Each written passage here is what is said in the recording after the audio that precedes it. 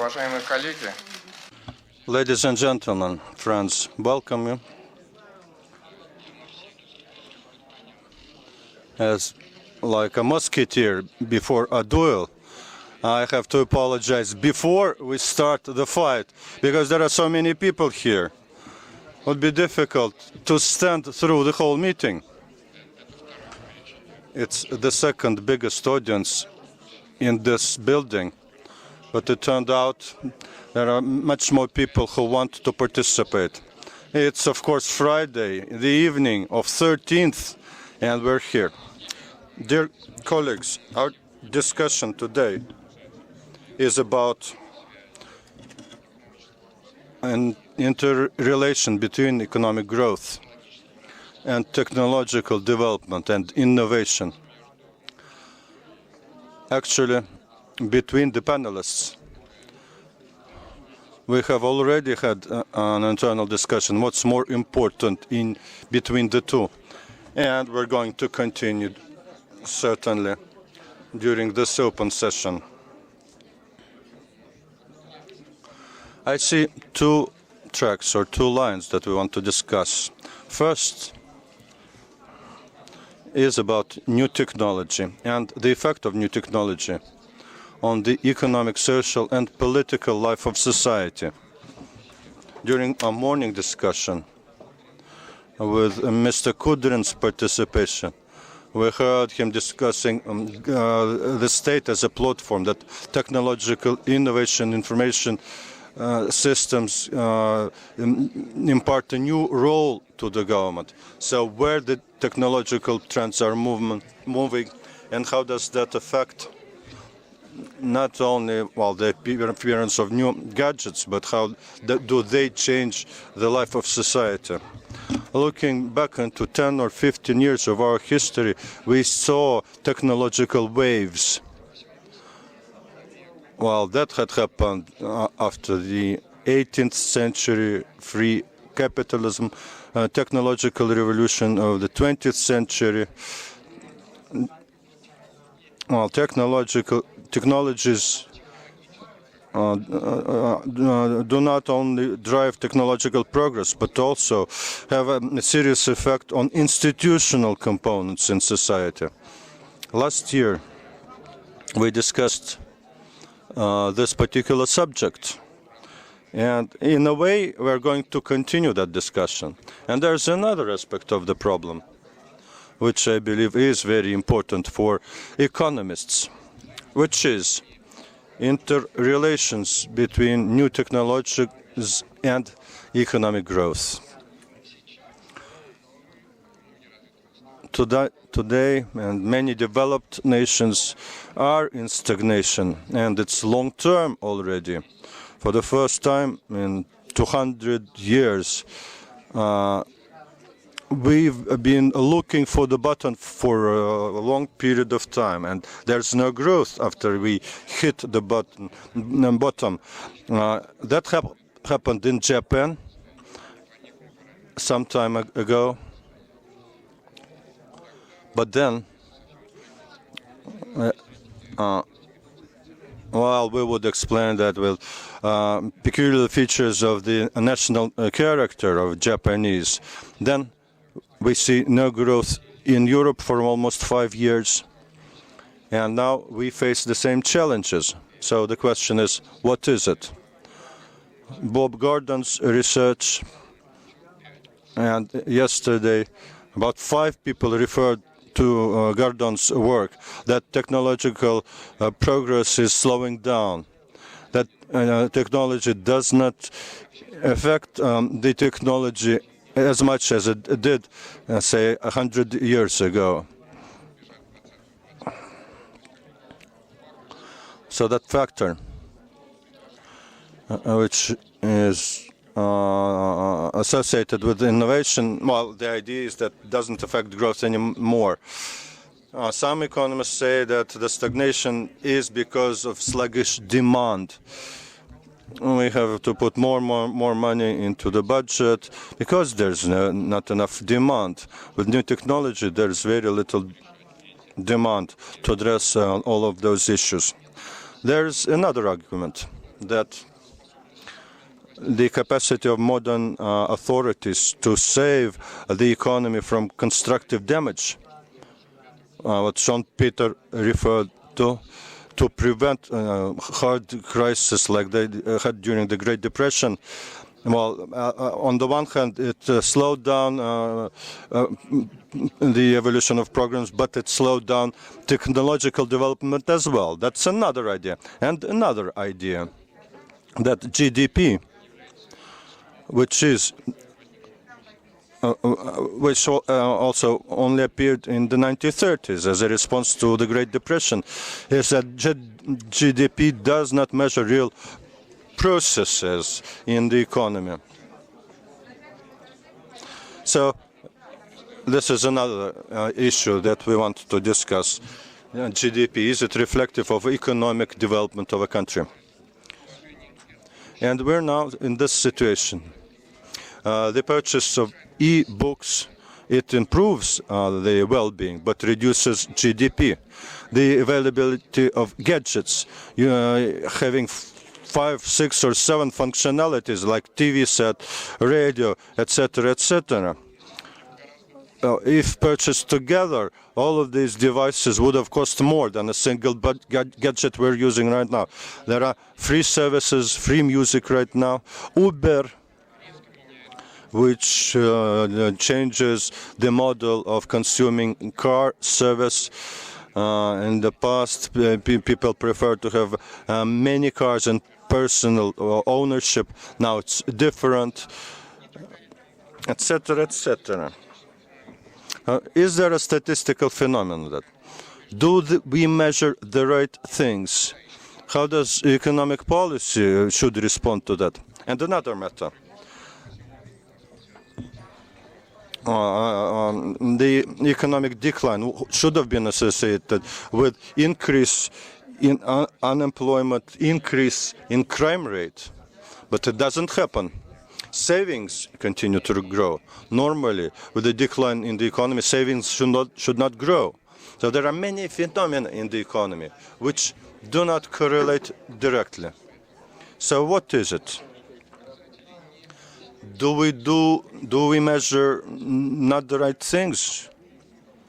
And we'll try to provide answers to these questions. We have people here at the panel who are actively involved in innovation with very big companies and smaller companies. We have representatives, people whose task is to support those innovative companies. And we have head of Rosstat, the Russian statistical agency, who would tell us what is what there. Sorry for taking so much of your time, because I didn't make a single presentation yet at the Gaidar forum. That's why it took me so long to introduce this discussion. So let's start with the technological base. Mr. Chubais. What's happening in the technological area? Does it have its effect? How it's going to affect social, economic, and other processes in society? The professors of economy you mentioned, they do it like this all the time. You see, well, why did Mr. Mao make this 20-minute introduction? Like, you're engineers and we are economists. You technocrats tell us how we should measure you. I don't know how you should measure us, and shall we pay you money for that? It's a fundamental issue. National accounts, well, Surinov may help us with that statistics service, but we're talking about different things. I would start down from Earth. What is happening in innovation? Not the trends until 2040 or 50, but what we're doing right now, today. We're interested in those serious technologies and products that can be produced, then sold, and get a payback for. In that sense, we're not in 20 or 25-year horizons. It's 3, 5, 10 years for us. And in trying to answer your question, what we have in Russia within 5 to 10 years, what could be the technologies or technological trends within this period of time that could change the game, something that we don't have right now, and things that would appear in 5 to 10 years. I'll talk about that. And all this world of innovation, to put it in simple terms, I would split into two parts, like the dividing line between me and Mr. Gref. We had agreed in advance that Gref would criticize what I would be talking about. The first part is information and everything associated with it. And number two is material and data, things like that. It's very much different worlds with their own internal rules. They're so different. And so that I don't even want to go into the world of information. When I'm told that by Mr. Gref that it's Google that is competitor to Sberbank, not Deutsche Bank. When he says so, means that Google and Sberbank are doing innovation in the information area. What is banking business? It's the exchange of information, only that. It's an area of powerful change, information technology. We're all interested in that. I don't think that the revolution there is over in that world, but the second part, the second world, the material world, in terms of the potential of revolutionary change, it's as big, and that change is only starting to happen. And see, the demand for that change is much higher. I don't have much time to try to prove any of these statements. So instead of providing proofs, well, you may ask questions. I just want to give you three examples. Three examples, those clusters or sectors, which in our country, in our innovative economy, are starting to appear or will appear in the near future. And I'm talking about 3 to 5 to 10 years maximum. Sector number one, the simplest one and most evident one, renewable sources of energy. It did not exist in Russia. And I can tell you for certain, professionally, wind farm in Elista was the only wind power plant in Russia. Also very small one in Kaliningrad. Solar energy did not exist in Russia at all. Over the past 15 years, there have been a whole range of fundamental changes in laws to pave the ground for a Russian national startup, which is called renewable energy.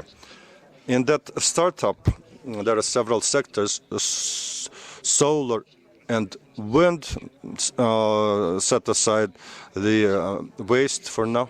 Well, solar. In Russia, this has been addressed. We have created a machine building, machines, producing machines in Russia for the solar farms. We have launched first dozens of megawatts of solar generation, one in Bashkiria, in Altai, and in other places. If we're talking not in terms of business, but in nationwide, I do believe that solar energy production is a fact of life in Russia. It's only going to grow. Wind production, somewhat different. But for me, 2017 is a milestone year for wind power generation. In a year's time, next Gaidar forum, I hope I will be able to state that we have wind power generation in Russia already.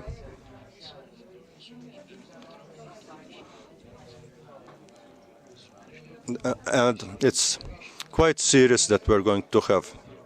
In each case, it's building power plants, it's manufacturing facilities that we built to produce equipment for those farms. It's a real startup business worth dozens of billion rubles, and it's all happening right in front of our eyes. And I can be held responsible for that. And that was case number one. Second, similar, out of what we have hands-on knowledge of, what we are doing, is nuclear medicine. Today, as I feel, in nuclear medicine in Russia, we have passed the point of no return. The first 12,000 people in Russia have been diagnosed positron tomography to identify oncological disease at those stages where no other method would be able to detect cancer. And I'm talking about Russia. The real actual situation in Russia right now, our diagnostic centers in Ufa, Tambov, Lipetsk, Yekaterinburg. This is the realities of Russia. After positron emission tomography, and this is diagnosed, we have already treatment. The first units are already there. There's a special therapy methods by introducing isotopes into the tumor in several cases. The next step in nuclear medicine, proton therapy, it's very serious and quite real. So this story, nuclear medicine, something that we didn't have anything to speak of 3 years ago, like only an abstract idea. Now it's standing on its feet. Third case, something which we don't have yet, but which can happen within 5 to 10 years in Russia. What is it? Industrial storage of electricity. These lamps, for them to glow, you need uninterrupted power supply. At this point in time, generating the same amount of kilowatt hours in a synchronous mode. The whole energy system, electricity system, is built that way. Consumption and production is the same at any point in time. This is the fundamental principle, which makes it difficult. One difficulty is this. There's day cycle, morning maximum, and evening maximum. There are off days, weekdays, and where your whole technological system consumes only what is being produced at this point in time. As a result, we have to have generating capacity enough to cover daily maximum, weekly maximum, and annual maximum, which makes modern power generation fundamentally inefficient. What is the main technological problem? We cannot store electricity. We don't know how to do it. Imagine. We've suddenly learned to store electricity. It's going to be a change of that scale that is difficult to visualize. Vladimir mentioned Uber. We were a conference from a Get CEO, which says average time you use your private car is 4%. In UB format, it's 40%. So it's 4% against 40%, 10 times utilization rate, which means that you have potential capacity. You have this equipment in the form of a car, and you have the usage of a car from 4% to 40%. It says phantasmagoric, the breakthrough in terms of efficiency, utilization. Power generation doesn't have this as yet. If we learn to store electricity, you can either reduce capacity by 2 or increase consumption by 2. That would be tremendous change for power industry. There will be a change in the correlation between renewables, organic fuel, etc. So from the point in time where economic technology of industrial storage of electricity, you'll have so much change to build those things, to operate those things, and to support those things in terms of research. New products from network aggregators of capacity to an accumulator you put on the wall in your house. It's a potential colossal business. Dozens of billions of rubles. In 10 years, I can state that it would be normal technology for the world. And Russia is going to be either buying that technology, or second, it could be building those things. We are at the crossroads right now. These are the sectors I mentioned, worth dozens of billions of rubles. I understand. Creating these things would improve efficiency and would lead to the replacement of some other products. This is the growth which would affect adjacent production lines. Maybe some people would lose their jobs, but this is for the economists. We engineers, we have to design those things and build those things. Surinov manages to measure nano products right now. So you decide for yourselves how you're going to measure that and react to that. Thank you so much. That's a very interesting trend. Candidate of science Chubais calls himself an engineer, but you're a professor. That's a serious transition to the importance of engineer's degree. Kirill Ignatiev, private investor, is present here, who invests quite a bit into new products, and he has a whole group of people who do research, innovation versus technological development. Can you add anything? Yes, good afternoon.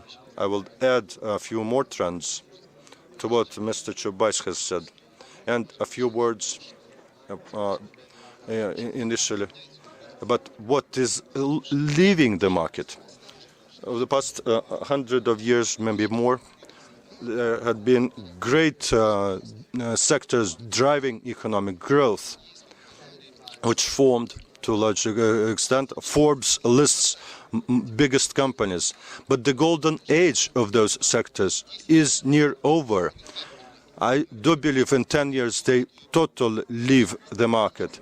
It's a golden age of classical manufacturing, oil production, real estate, and the financial system like it is right now. I say a few words about this, and then I will talk about Russia. Industry. Quite recently, big companies, factories, like electronic production, had both research, development, pilot production, marketing, and manufacturing. Now the model has changed. Technological companies appear. They don't manufacture anything except prototypes. And then there's outsourced manufacturing, like Apple manufactures its gadgets in China. And it is becoming a matter of the past as well. And the model that is appearing right now for manufacturing is very friendly for investment into micro production. Why is it so? A technological company and manufacturing that it now got a third link. The order for production would not come from technological company, from the customer and customer. More and more, the initiative would come from the internet to the buyer. The manufacturing would be customized, and ideally people would want to have that product very quickly, next day. To customize a product, you'll need more manufacturing capacity. Most likely there will be many new manufacturers outsourced. And a production thinks as business. Thank you. Thank you. well, this is a threatening prospect, and I would like to show here. There was made what is actively promoted currently, that the competition is not in commodities but in governance, in management. Well, this involves governance models which be important. But I have a question with regard to this subject. And this is my favorite topic, and I would like to address this question to the head of the Rosstat. He wrote, or he mentioned as interesting phrase with regard to statistics and productivity. We know that the statistics of productivity, how measure it? Well, some economists and Scandinavian economists says that they say that thank you that you pay so much attention to economic measurement as far as the pictures which were given here about the coming prospects for the world and for Russia itself.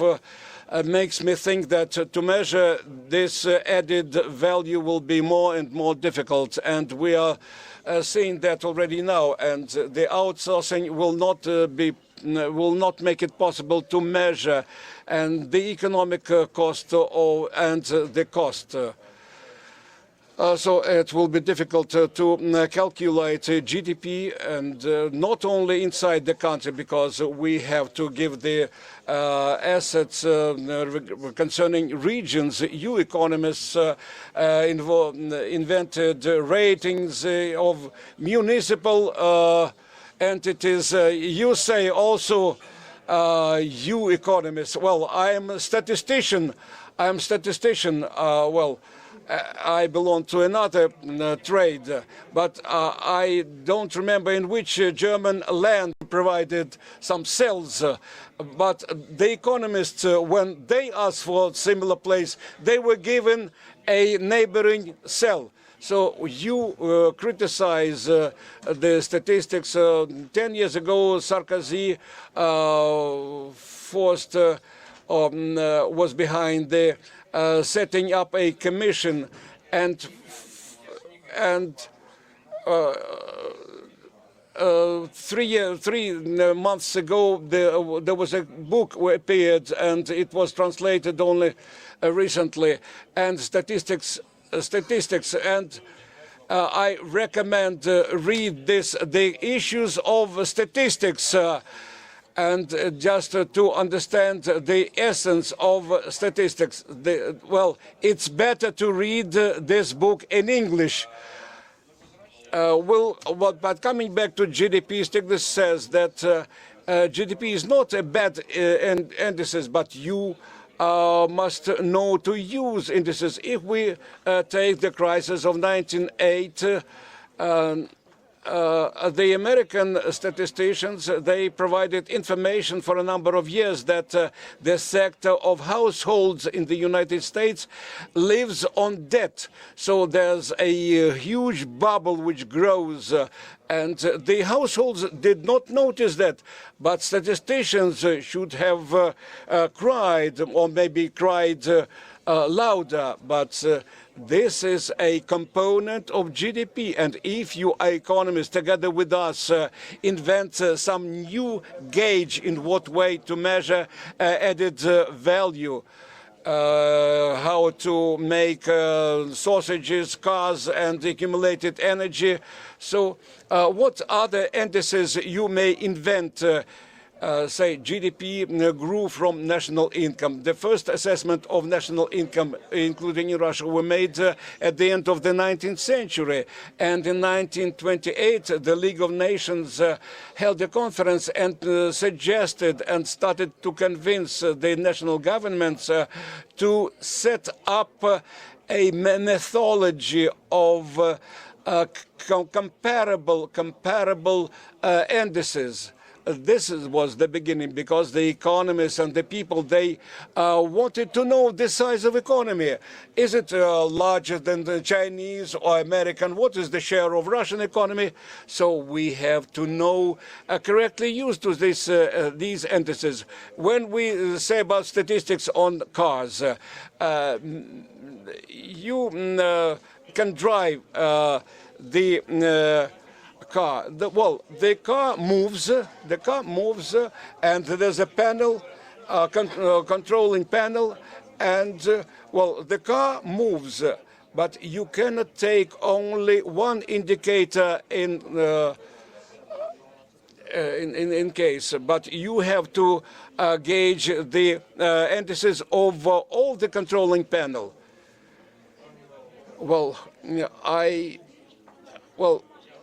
I would give some additional data on my site. You will see what we have done over the past 8 years, and this movement ahead to implement the most contemporary standards. I should say that this the Treasury, Ministry of Finance, we move together, but still there are contradictions when you measure well-being. A part of GDP is connected to the consumption of households. There's national income, which is higher than GDP as well. So there's some mistakes and some incompatibilities and in assessment, in evaluation, whether we grow, whether we stagnate. And the last thing I'd like to mention, this is an example from the past. Well-known Russian economist Konis, he worked in the 30s of 20th century, and he calculated the prices the same way as we do it now. He tried to measure the cost of living, not the prices, but what staples are needed to for a household to make the living decent living. So. And we see that new assessments, new evaluations emerge and take foothold. When you say that we use not paper books but electronic products, electronic books, this is the emergence of new products. The price was high at the start, then the prices fall, and this is a normal process, and the process is becoming so quick that what we have measured 50 or 100 years ago, today the time has compressed, but you have to extend the time. And if you take the measurement not for 5 years but for 50 years, and you will see that everything fits into its place. It is important to know how to evaluate and how to measure, because we have to. The economists say, what is the best measurement? Money is the best measurement. No, the time is the best measurement. But if you measure the labor, is it complicated labor? Is it simple? Whether you use the spade or excavator and so on. So I also in favor of GDP. I would like. I am not a statistician. Supporter, I say. For me, the GDP, I mean GDP, how it measured, ВВП, not Mr. Putin, but GDP, because you have to promote economy. If the figures, the numbers are real, you may stimulate the economy. So, if there are fundamental changes, that stimulation of economy may bring about negative results, because economic manipulation may lead to the fall down, not to the economic growth, only because it is measured wrongly. I don't have any claims to statisticians. But I have, because I am a specialist. But what I mean is that we do not understand fully well by what we should measure or should gauge.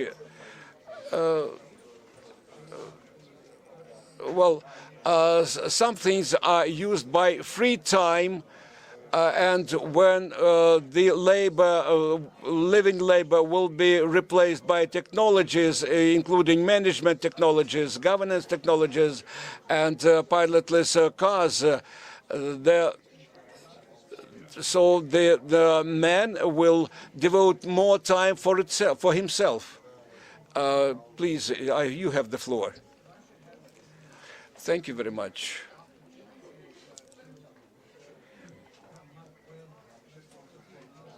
I realize my task, in what way we can gauge such a microscope so as to see the results of nano-corporation production.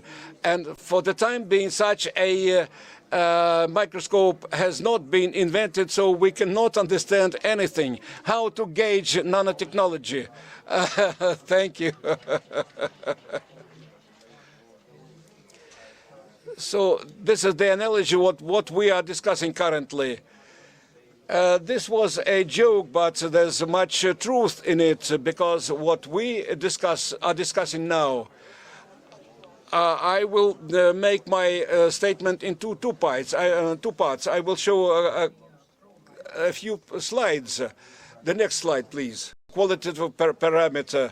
Well, we may criticize a statistician more than economists, all the more that we only measure, but what we measure and in what way we measure, it's your business. So we may be criticized back. So we have learned to measure the quantity. And we discussed this topic a great deal, but we cannot say for sure what is happening in economics. In certain countries, stagnation is there for dozens of years. But what about qualitative stagnation? We don't see a qualitative stagnation. We see that these societies experience certain depressive manifestations, and something happens inside what we cannot see for the time being through a microscope. And naturally, this is a serious problem which was raised here. And the way I see it, we found such a citation of Kennedy. It's a good one, which says that all those people who measure, they have even more drawbacks than what they measure. And what we can do from the point of view of creating some changing, and what are such indicators or indices? Well, such additional measurements. This is the index of the freedom. The word liberal in our state is not very much welcomed. It's not very much popular. So I'm thinking about the word which can be best used to cover the other part of non-liberals. Such good words that everybody would be willing to change the positions and become liberals, because liberals have learned to live in the conditions of non-freedom. And the indicator of personal freedom is a very important indicator. This is one of the indicators which shows the quality of our life, or the quality of our holidays, or the number of working places which are convenient to us, which accommodate us. Well, maybe we can judge about the quality by the structure of employment. We try to gauge the quality. Well, what is there to measure the quality? Maybe expert. If we take 4 countries, and the structure of experts can reflect what happens inside the country. Finally, in the long run, the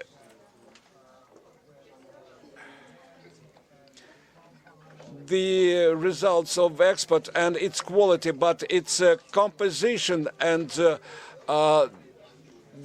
part of high tech in the experts. This is, I believe, is the most close indicator which makes you to feel what kind of quality in economy we have. If we look at the stagnating economies, we see that the picture is not altogether stagnating. If we take the last 15 years, we see that parameters we are not always able to follow the dynamics. Sometimes we see these dynamics, say, in China. In that way or another, it correlates with a number of countries. But in Germany or in Japan, it is difficult to see such dynamics. And we are coming back to the fact that,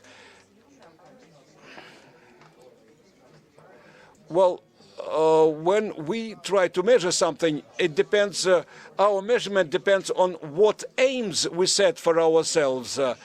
Sometimes we're not exact in our formulation of our aims, of our goals of the measurement. And the problem of measurement of quality of GDP is very serious and of fundamental nature. And I did not see, as far as the measurement is concerned. Now, the productivity. Well, again, if we look at productivity, here the well-known sectors were given as car industry. If we look at the factor of productivity, I started recalling with horror what kind of productivity. Maybe you may correct me. As far as I remember, the maximum productivity was a car a minute. Every minute a car produced, and that was gigantic invention of that man, because he invented the division of productivity. So I believe that either every 50 minutes or 50 seconds or every minute a Mercedes is produced. And if we measure statistically, then nothing has changed over the 100 years. But this is the question of quality.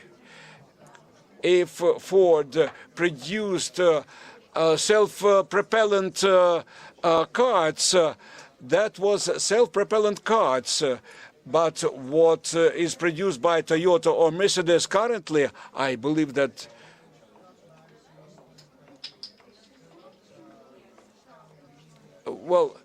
the car is totally different, and we realize that, but we cannot measure that. We measure GDP in units. And over the 100 years, we have not moved anywhere as far as the productivity is concerned. But if we look at the quality of today's car, this is something like a spaceship or something, or better than the first spaceships. And what Musk says, he says that I will produce cars from 18 blocks. And my task is to put them together in the correct way and to assemble them correctly. You can be competitive and each of those components should be competitive, but I believe that this is not easy. So all these stories which are called open source, new forms of labor division and the increase of productivity, this is a very important indicator, and I've taken as an example only a car, or I mentioned this industry. Or if you take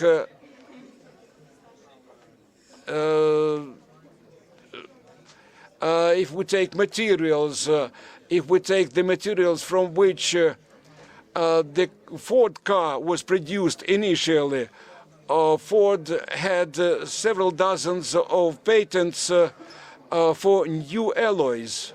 And if you take a modern car, well, externally nothing has changed.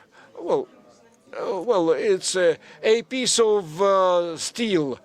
Well, it's just ferrous metal. Well, there were black cars, now the cars are colorful. But if we look into the quality, you will say that I invested into the paint, into materials, and so on and so forth. But if you look inside to the microscope, which could make it possible to see those materials. So in every unit of those products, we will see gigantic difference of modern car from what Ford produced 100 years. But we do not feel that, and this is a very difficult methodological problem. Well, now with regard to what I have to dispute with Boris Anatolyevich with regard to division.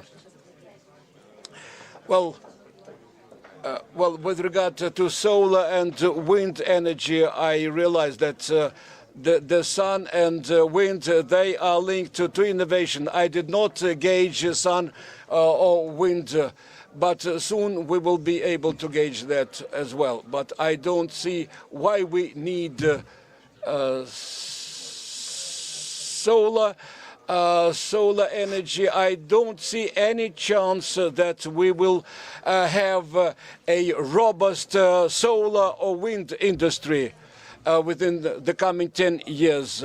With regard to materials and or information technologies, well, first of all, when we speak about technologies and we split technologies from economy, this is the same artificial split because the economy cannot exist without engineering, and all the cycles were built around economic cycles. First, it was Kondratiev who invented those 60 years cycle, how many years are needed for technological components be completed, and how many dozens of years will be needed for using this technological innovation or this technological change. Well, Kondratiev said that everything is good with Kondratiev, but he did not take into account non-linearity of these equations. These things run in parallel, so these cycles are going to shorten with the increase in the speed of the development of new technologies and the integration of technology. What we see happening right now is neither of individual industries, whether it's material or any other area, does not have any promise unless it is integrated. Therefore, throughout the world, we now have integrated education. So people have holistic view. The design, and that was a good example. The main purpose is to answer the question, what? What kind of product do you want to bring to the market? To design the product. And after that, you ask the question, how? How to produce this product? And do that with economical cost. This is the whole trick of the economic cycle. And right now that we see that we have technology just merging, and that brings a whole new quality, and that brings a breakthrough. Then it would be counterproductive to split things into material or engineering or information and material world, how you called it, and me, and to split us with Chubais. I believe we need this merger of technology, which gives gigantic breakthrough in education, in design cycles, and in manufacturing cycles. This is what creates new quality, which would lead to gigantic technological explosion. In the end, I believe we would come to permanent technological breakthroughs. These will be not that big, but continuous changes in technology. And overall, that's going to be faster than technological invention. It could be a car, but the internals of the car, or the business model to manufacture the car, the system of ownership of the car that is providing service associated with the car could be totally different. Thank you. I want to say this. At one time, Mr. Chubais came to me when he was a young man, when he started on as an engineer, and he says there's this company which is called Sberbank, probably. Huh? No, I was in Sberbank at that point in time, which is called Tesla, he said. They, he said, want to manufacture an electrical car. You remember? And I think, and I brought the designer together with me. Now there is promise there, etc., etc. He said, we thought about that and told him, Mr. Chubais, for investment banking, this is not a good project. Could be very interesting technologically, but we will not invest money in that project. We didn't go to Tesla back then, and I think it was the right thing to do economically. It was not Tesla, it was Moscow, a competitor of Tesla right now. But we would have lost money had we invested.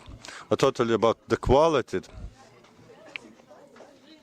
that could have resulted in new quality. Shall I start fighting Gref right now, or we do it later? Like you wish. Why wait? Let's do it right now. Well, yes, I agree with the last idea expressed by Mr. Gref, but I have 3 comments on measurability of this area of innovation. There are 2 sides to it. And I'm very down to earth. I'm like primitive in that respect. On the one hand, everything is measurable. And we know how to measure things. We have like 340 billion rubles worth of products. This is measurable. We don't do it. Rosstat does it. But I agree that you cannot measure, like examples that I mentioned. Nuclear medicine I talked about. I do believe in nuclear medicine. But in terms of GDP, what does that mean? If you can diagnose cancer at early stages, which had never been done before, then being cynical about it, like being down-to-earth economist, what does that mean? That would mean that you don't have patients with cancer third, fourth stages.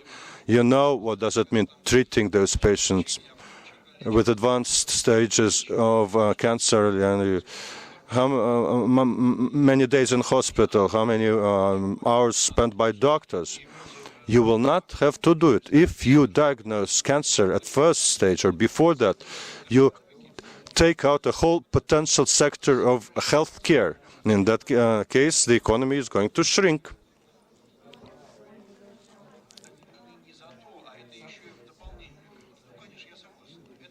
That's one thing. Second,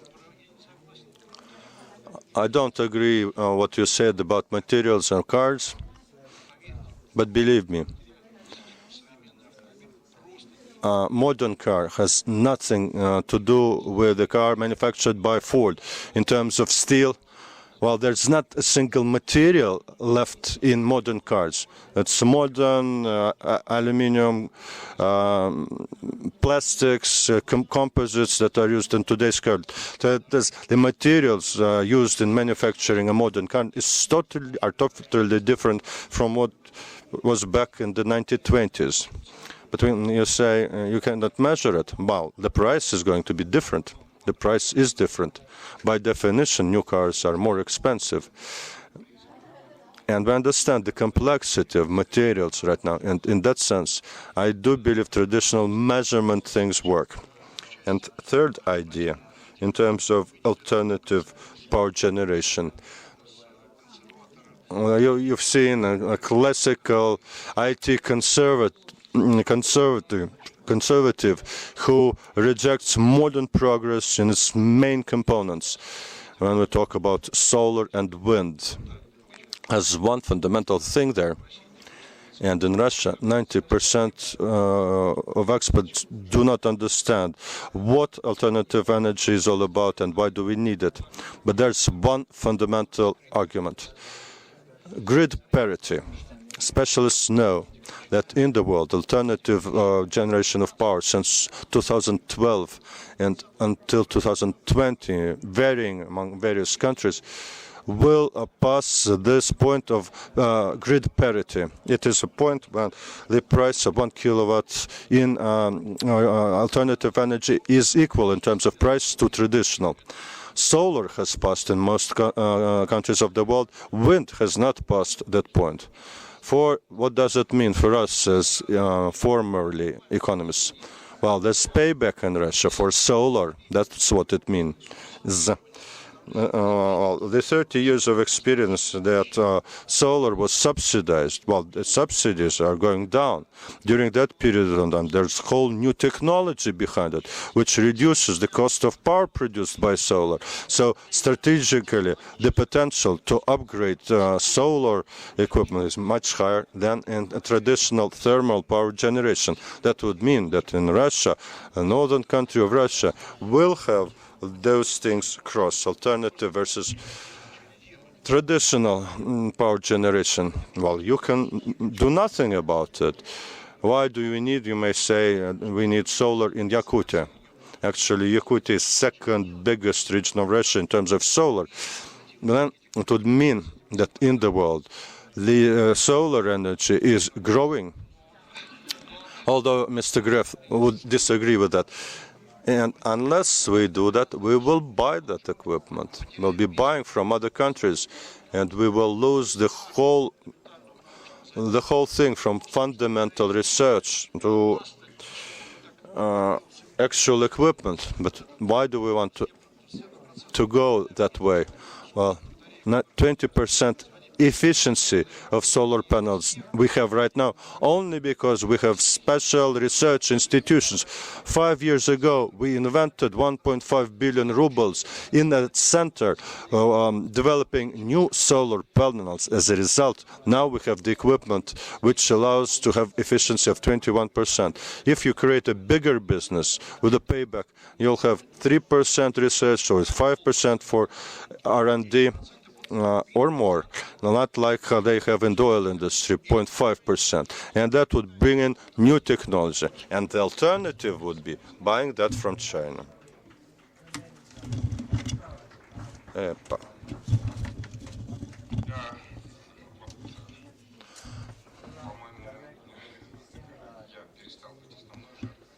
I'm now not the main victim of attacks. We have not completed yet. But I'll take the last word anyway. We now have two people who do investment, Evgeny Kuznetsov and Alexey Komissarov. In both cases, this is government money. Evgeny, do you have anything to say by way of comment? And what is your role?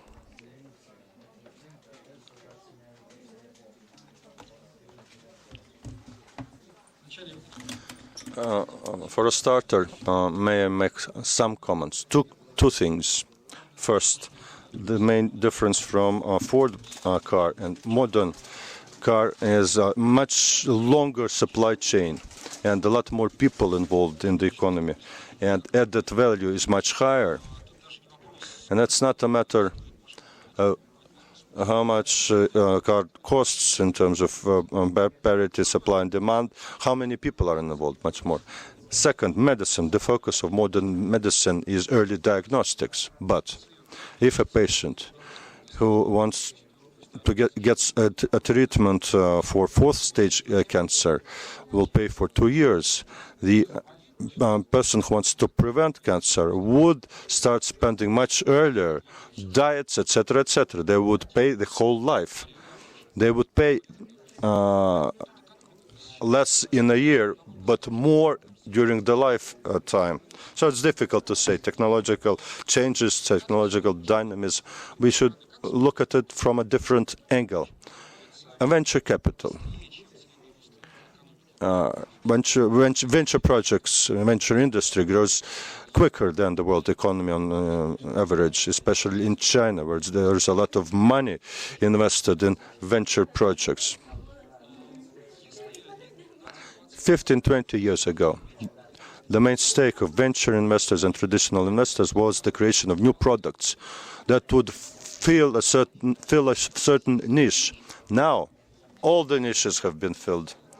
Now, the main dream of a venture capitalist is a product that would kill existing industries, bring down everything, the millions of devices, billions of users, and sell something totally new to those billions of users. What is happening to the car?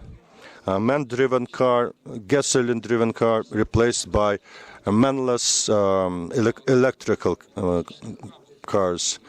Electricity, we go away from traditional hubs, centrally located power generation, to smart grids, very many nodes in that grid of generating electricity. That's billions of users, tens of millions of points that have to be rebuilt. And the points of economic growth right now is repackaging and rebuilding any existing industry.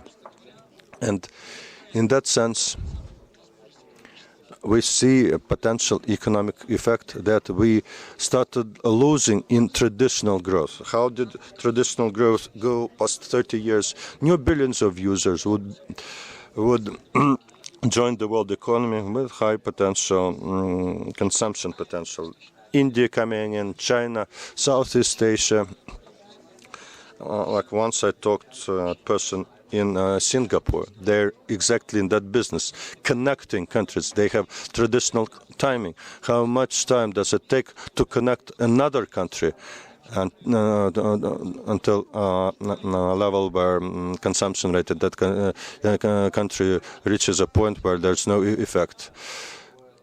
And to talk 15 years, China, India, Myanmar is now 10 years. So connecting new countries with cheap labor for them putting in products into the new world economy, that driver doesn't work. So when we're talking about new production, 3D printing, robot technology, the main thing, whether it's customized or transferable, that it would be the consequence. The main thing is that you create a whole new class of consumers, and those consumers would be measured in billions, not people. Machines as consumers.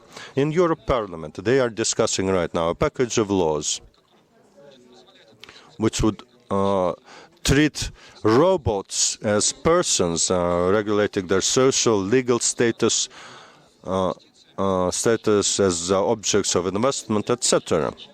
So, which shows that artificial intelligence already, right now, in 2 to 3 years, well, the breakthrough is there, and in 3 to 5 years you will maybe in a situation where we will not distinguish robots from human people.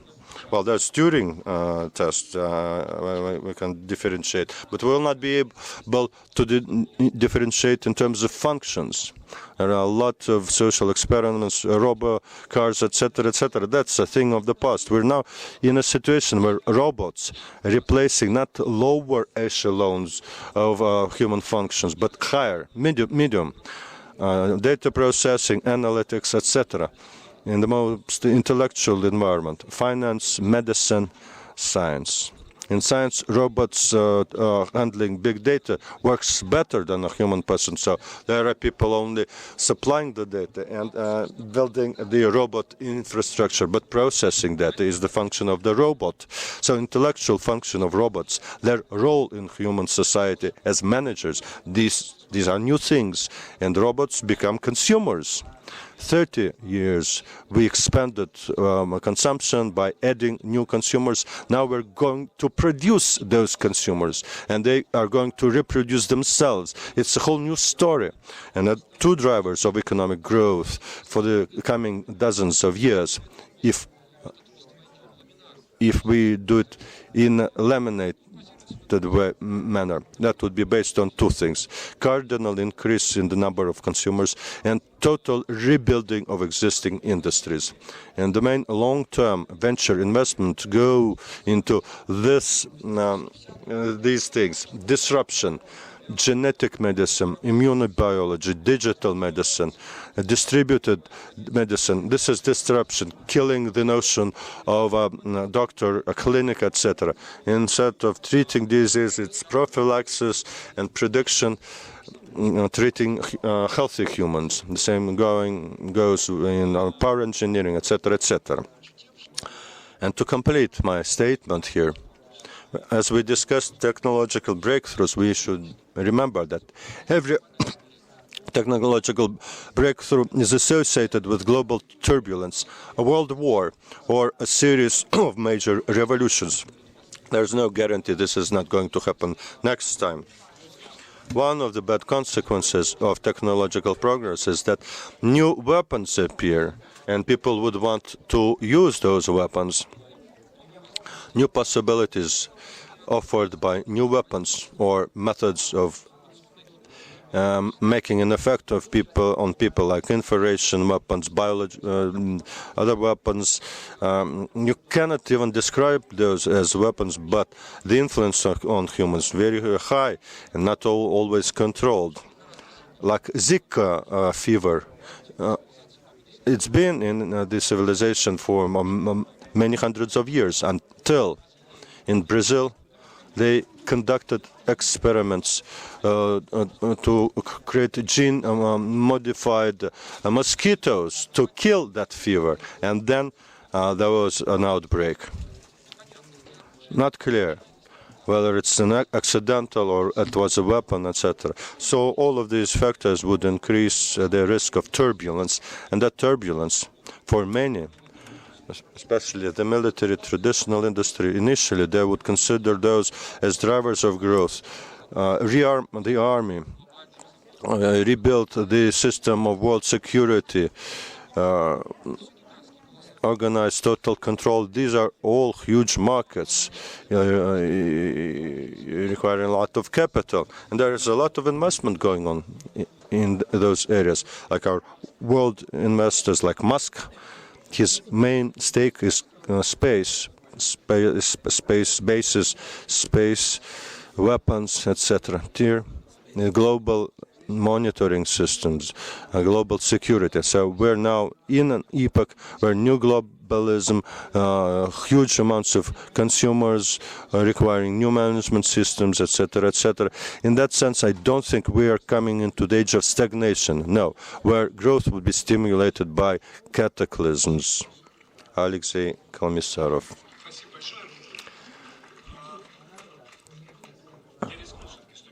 I would risk starting the discussion started by Mr. Mao about measurability of the economy. Alexander said that 10 years ago they cast doubts on to the value of GDP calculations. But Simon Kuznetsov, in the 30s or 40s of the previous century, who suggested GDP measurement, he wrote an article later that there's a big danger using GDP as a measurement of economic growth. So the doubts were there from the very start.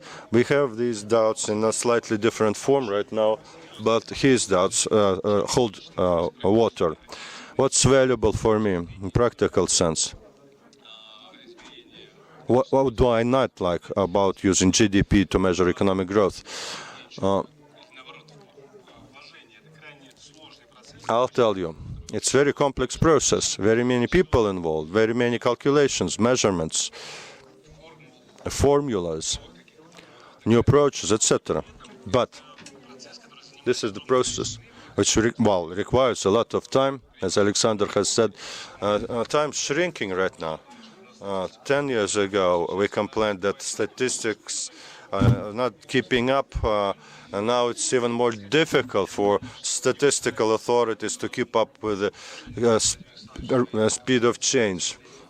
Vladimir expressed this in his articles, etc., to try find a simpler mechanism, not maybe to replace GDP measurement, but some other measurement which would be clearer, easier to understand, and easier to measure. Vladimir suggested dynamics of investment growth as was that so? Private investment, yes. And Mr. Gref showed very nice slides about the role of experts of high technology products. Had we had more time, Mr. Gref would have added another slide where he would split our high technology expert to small, medium, and big business. That would have been an awful picture. High technology expert that we have is Rosatom, very, very big, huge corporations. Small and medium-sized business is very, very minimal in terms of their contribution to high technology experts. Well, software is in a better situation because IT industry is in good shape in this country, maybe the only one not government supported out of big business, but the overall picture is that the proportion of small, medium-sized companies in high-tech experts very, very, very small. And before the start of this discussion, Mr. Ma asked me to say a few words about the role or vision of our development institutions of how to address the problem. And let me try to do that. Well, in that area, we also want more simplicity. My personal feelings about what is happening in this country over the past 10 to 15 years in terms of institutions of development and support. Big people often visit Silicon Valley, Singapore, China, looking at what good things happen there. and borrow ideas and start building on those ideas. And then what happens is this, and I give you a quote. Who's a camel? It's an Arabian horse. After all the permits that you got to build it, Arabian horse. After all the permits and approvals, and I attribute that saying to Mr. Gref. As you start building it on your own, the whole thing may change, but it's going to become very reliable, like a camel instead of a horse, but something which doesn't bring us forward. That's happening all the time. We keep on finding those Arabian horses, trying to rebuild them, and they all become camels. And we say again, we made a mistake, etc., etc. Let's look for new things. I believe in that approach, or the possibility is only one. Simplifying all procedures in maximum way. When we start comparing our organizations with Singapore, Silicon Valley, well, they will tell us the climate is different. That's why the organizations are different. Yesterday, we discussed it with the governors at Techno Park in Minsk. It's a superb case. I don't know whether you know the story or not. Mr. Gref would know for sure, because, as I know, Sberbank Technology invests in that center. About 200 programmers from Sberbank would work there. What they did in Minsk is this. They decided they need this park. VAT 0, profit tax 0, income tax 9% only, very quick handling of all applications 1 month, facilitating the involvement of foreign parties, and that was built and very successful. And 20% of their products go into other countries, exports to the United States, Europe, some into Russia and other former CIS countries. So I think that the complexity that we had, all those new technologies, all those changes we talked about here, and Evgeny in particular, they need a response not in the same complex action, but in simplifying all those things to get maximum effect. I'm just listening here, okay? I'm just listening to your introduction. Thank you. We also have Dmitry from Microsoft. What do we have a microphone?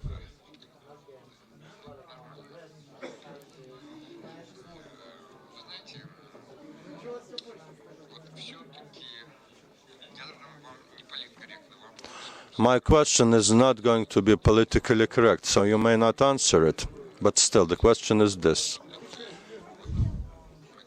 Microsoft, can it become the victim of constructive destruction? Previous discussion, we took a story of Nokia.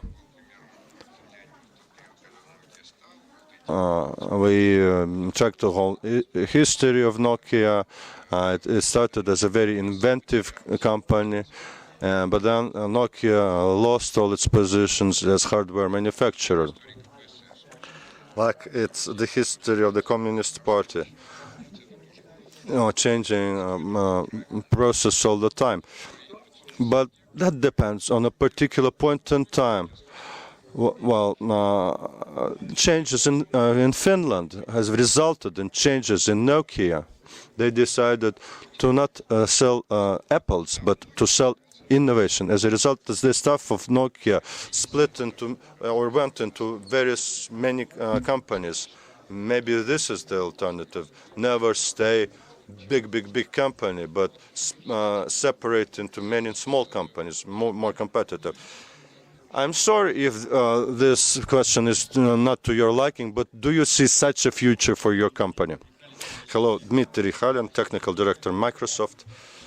Today, I represent technological sector more than anything else. So in answering your question, I think that any company out of the technology sector and any giant out of this sector may have any destiny in the current conditions.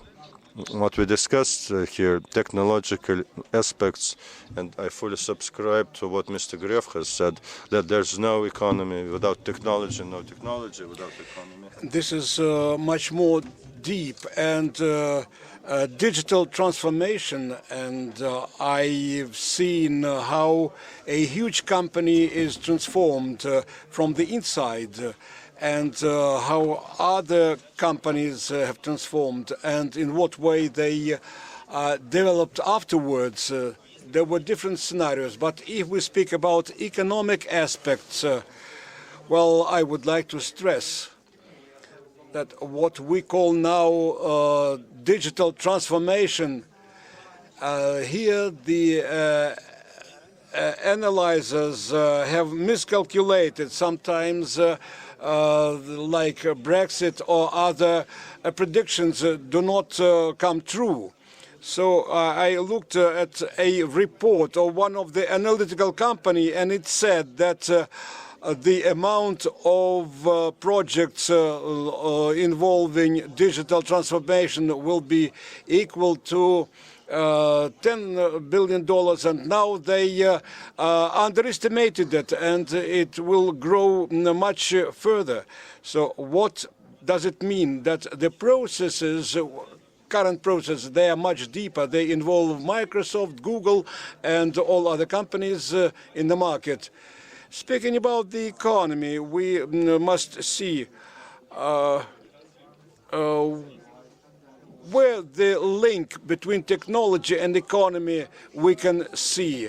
Well, one of the aspects is this is the demand, user demand. I looked at the statistics of the company invested, large companies which invested into R&D, and this is car industry, pharmaceutical industry, and IT companies. Well, about $10 billion.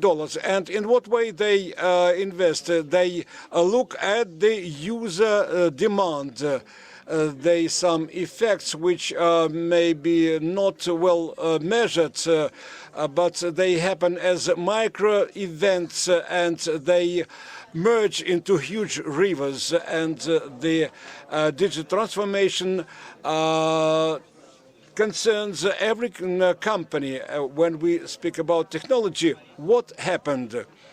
Well, we see that the cost of startup is much less, and the users which can enjoy the new technologies are much larger. But here I would like to say that, in my view, the digital transformation, it's a matter of business for each company and every large company. I believe that every businessman should think about digital transformation, because it involves the aspect of stability, and it may concern the separate businesses, because the competitors may come and they start providing new services, and the business is dead. And the same at the level of industry or at the level of country. So adaptation of new technologies and transformation, digital transformation at the level of state policy, governmental policy. This is the token of a stable development. Here I would like to stop.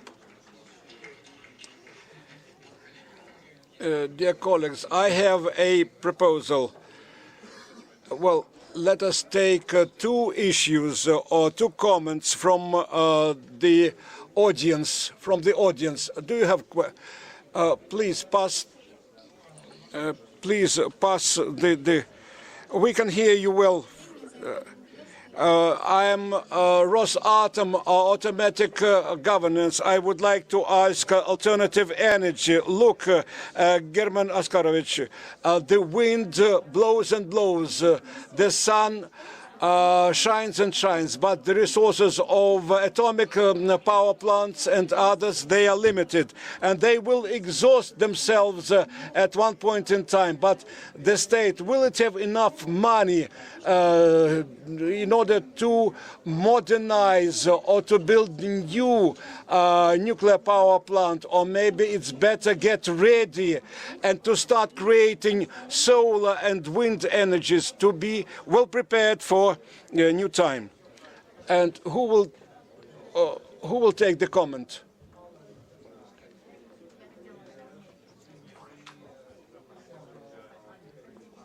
The question concerns the alternative energy.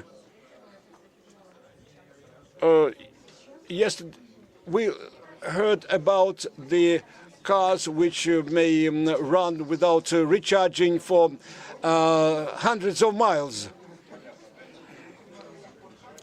So, but do we charge the car with the money? A quick question. What is your name? Is it not Chubais?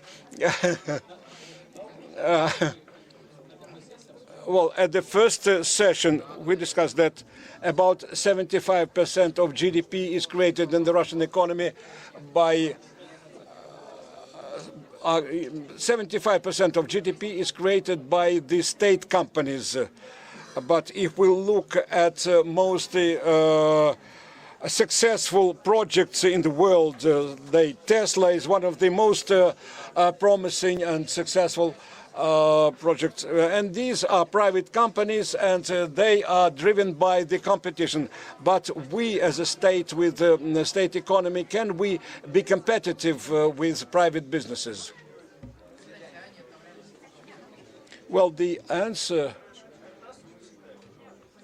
well, I was used as an object of this discussion. Well, I totally support the need to pass over from old energies to renewable energies. I am the most rigid supporters, so I expect a huge transformation.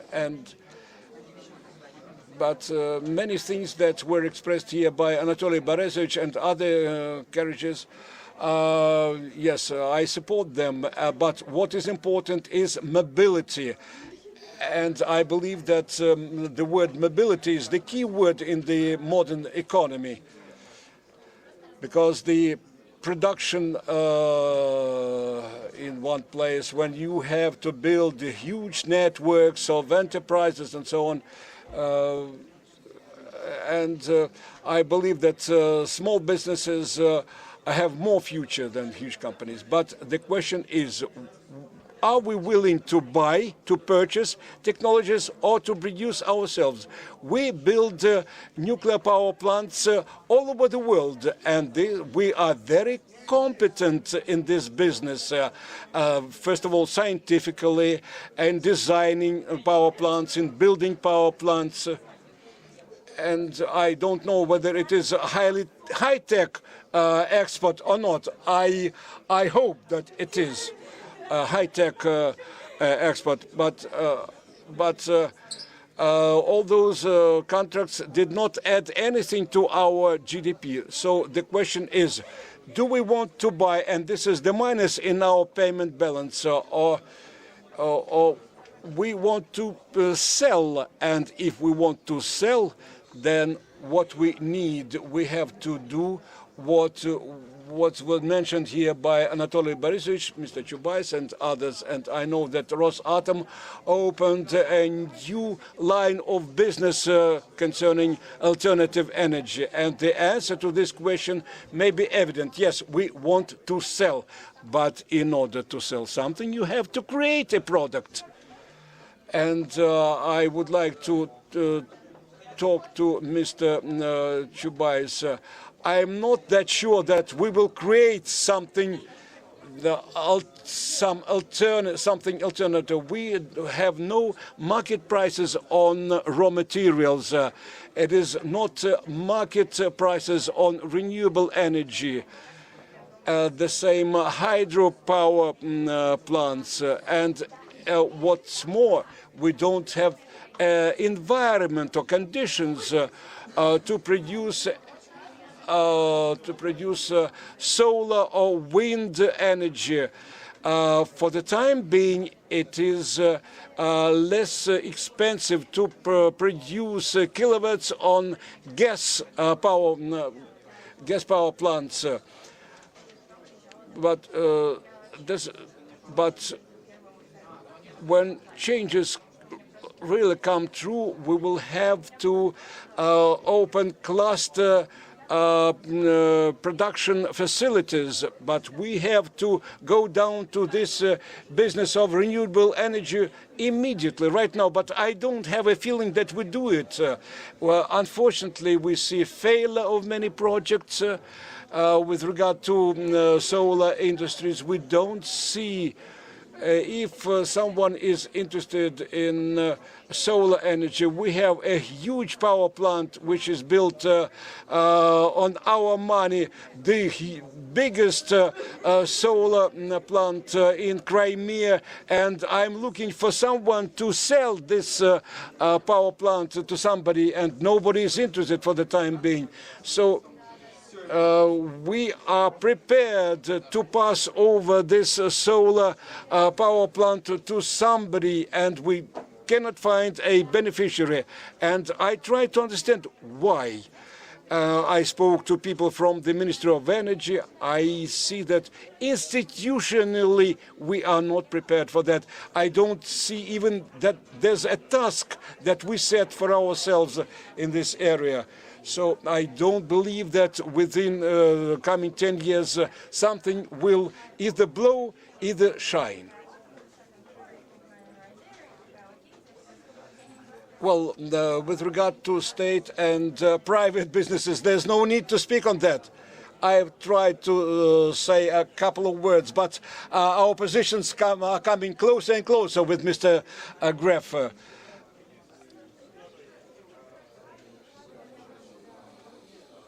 When the energy was reformed, we brought new power plants, but thanks to the changes that we introduce in the power energy sector, I'll try to answer your question. Well, if there's no competition or competition is weak, like in Russia, what can we produce and how we can produce? Those three sectors I mentioned, three clusters, well, nuclear medicine, renewable energy, and the third, electricity storage. Well, believe me that in each of those three sectors, the role of sector is huge, immense. If Gref could listen to me, I would tell him what the state can do for the renewable energy. Well, the solar power plant was built thanks to the state and Gref, huge, and it is not only financial help which was needed, but legislation and some regulatory acts and so on. And without the participation of the state, all those sectors would not be possible. Well, now the other thing. I agree with you that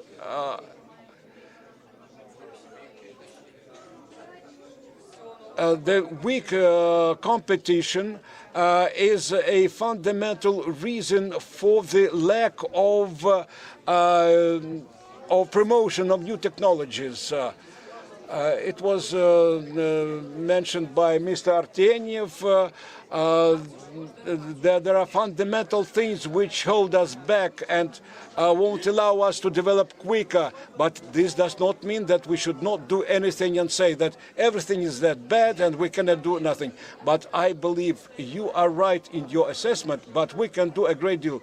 Well, I cannot restrain myself, but without competition, forget the word innovation. If innovation starts from the state, you can get relaxed and they will never emerge. This is a horror story.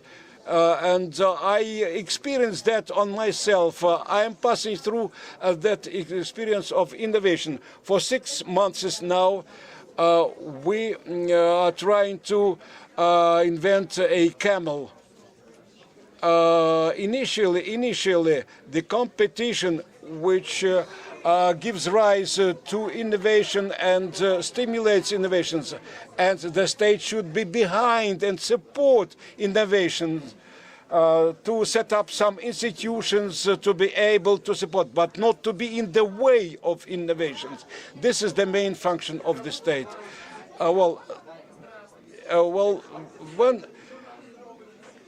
When something new emerges, we start introducing new laws which prohibit those new technologies. At least we succeeded not to pass a law which prohibiting the promotion of new technologies. And this is the very story about the cart which is put in front of the horse. The state has never been a driver of innovation. Right on the contrary. Thank you. I would like to ask two participants in the panel, Mr. Komissarov and Alexander Evgenyevich, to give your comments. Thank you. I asked you the floor for a quick announcement. The thing is that while listening to the presentation of the speaker, I thought that it's great that at this Gaidar forum we are discussing all those things and we speak about the things which are very important and very innovative, but on the ground things happen differently. And we at least are trying or making an attempt to bring those two things together. Well, I think, as the Industrial Development Foundation, and I would like to invite the sophisticated scientists, futurologists, and those who work at the enterprises themselves, and those who would be working at those enterprises, so the students, graduates from students, and we will hold the first meeting on the 13th of February in Planetarium, and we invite James Woodheisen. This is a British futurologist who would speak about what happened, who will speak about what happens in our country, and I hope that our today's colleagues in Pelin, maybe they will participate in that discussion and will say what is in the way of promotion of new technologies and what should be done in order to be at the level of the task. Thank you.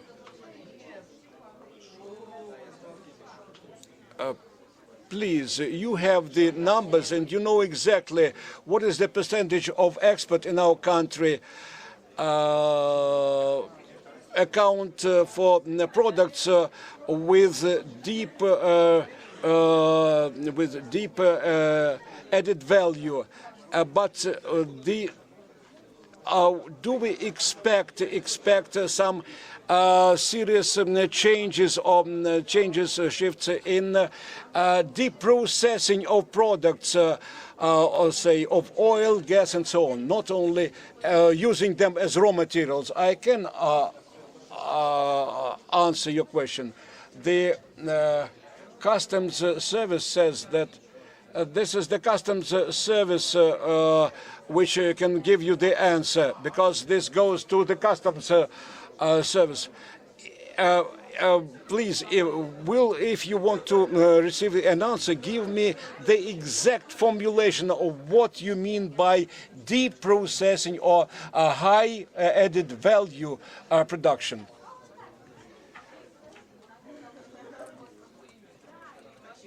High yield of products. Well, colleagues, I listened to the prospects of the development of our humanity living in the Russian Federation, and I became more optimistic. I believe more in sun and wind and the car as a citizens, but for statistics, this is a serial challenge, because how to manage this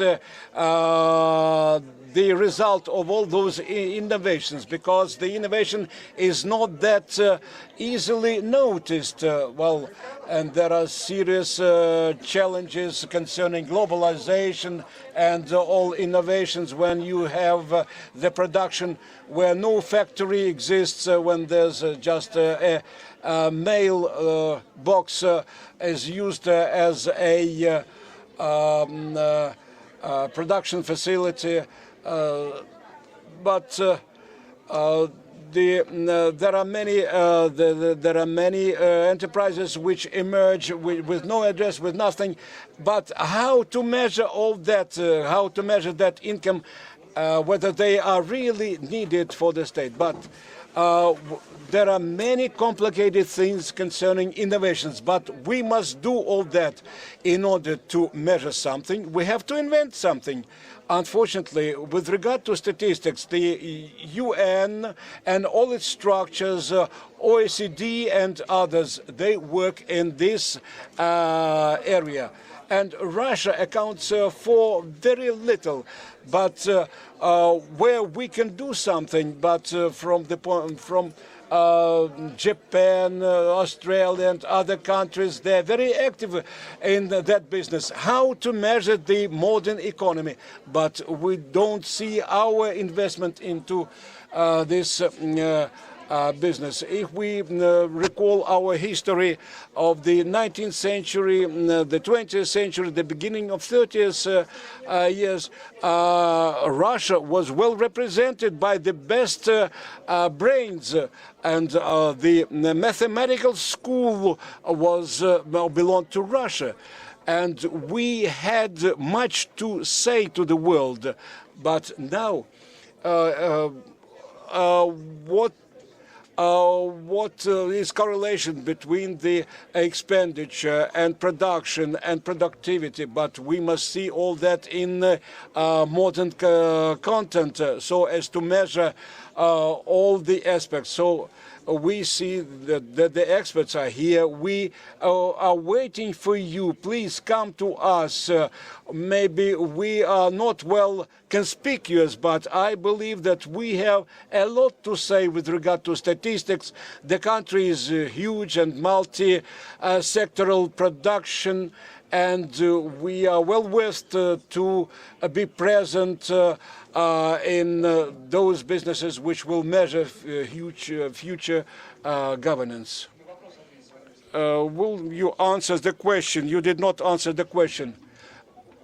Well, while the spaceship are in the space air, but we are guided by the principle mentioned here by Gref and Chubais, that without innovations we can do anything, and we should support the private business, but we give cheap money to small businesses for a long period of time, for 5 to 7 years, so that those projects may be implemented. But we have among 200 projects which have been approved of high yield oil business, and if you are interested in some specific projects, I can give you the answer. If you give me your email, I will make the information available to you. Thank you.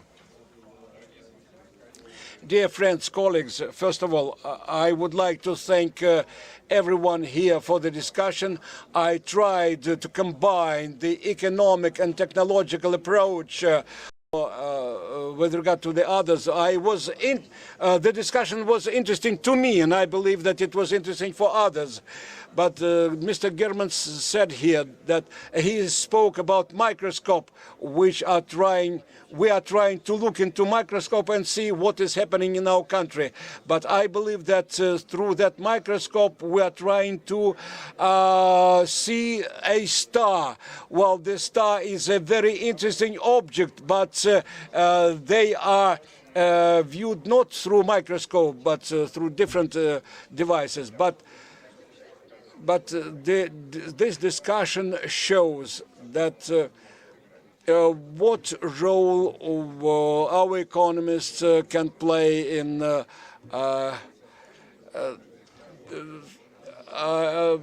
Soviet Gosplan or State Planning Agency said that there are two types of statistics. One is measuring, and the other one which comes out of the blue.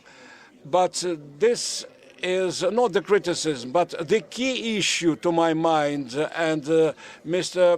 Gref spoke about that the problem is not so much in the numbers. We should not measure the growth only, but we have to measure well-being. And thanks to a good well-being, boosts supply. Say Japan economy is stagnating, but the well-being is growing. Well, statistics of the employment, of free time, or maybe the private investment into health and education, and but people start investing into themselves, so the expenses on health and state must be a good indicator for the well-developed society, because more money is used to invest into the human being. But the positive changes in economy should be not valued by the GDP, because these numbers are given for years. But we have to match the dynamic of mortgage lending, the accessibility of loans, the interest rates, and the trust of the society to banks. And this is the availability of loans to the households. This is maybe one of the indicators which can be used for the measurement. I don't speak that these are indicators once and for all given, but I believe that when we measure the changes in economy, we can monitor these indicators. The next item, well, there's huge social and economic consequences for every measure we take. Now there's a discussion, the introduction of Uber, what consequences for taxation it has. And they say that Uber is developing the tax base. The VAT should be eaten for all the cars or for each of the car, because Uber says that we are not a company bringing together all those cars, and in every point of technological innovation we will find consequences for budget, for regional budget, and this is very important and necessary discussion. I believe that there's yet one more important aspect which we did not touch upon today and which is not widely discussed currently, but we have to, while discussing innovation sectors, we deprive everybody the right of error. But by the way, the right to error should be given to anyone, because there cannot be economy with the right to error. Well, the risks must be there, but we cannot say that without that we cannot say that when we're discussing the results of RUSNANO, but do we run all the risk? Are you profitable or are you successful in all your projects? When we speak about the banks, how many losses on loans you made? Or if Mr. Komissarov did not invest into oil and he does not invest, so he must have a right to error. Well, thank you. That was my final remarks. Thank you.